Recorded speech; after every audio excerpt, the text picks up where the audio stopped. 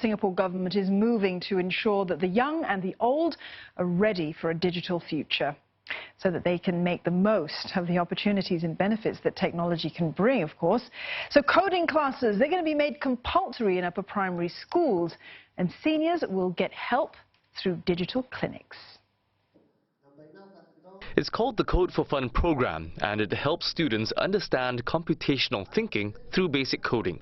Introduced in 2014, the next phase aims to expose all upper primary school students to the program. New topics will be included like artificial intelligence. The expanded program will be piloted this year after the PSLE period at some schools before it's rolled out island-wide next year. Youths are also set to benefit. There's now a national program to guide them in their cybersecurity journey.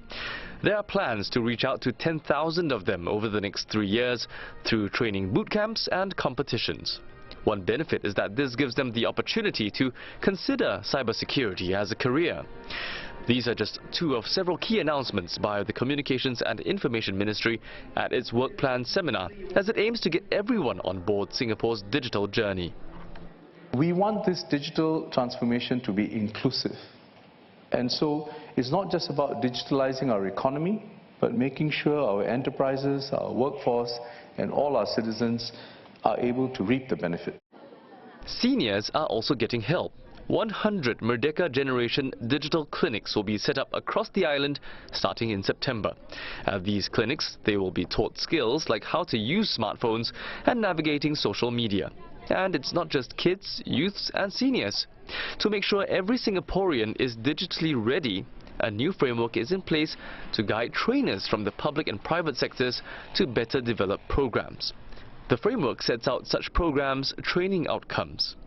Businesses are also being targeted through a variety of programs. One of them is the SME Go Digital program, which helps them build stronger digital capabilities.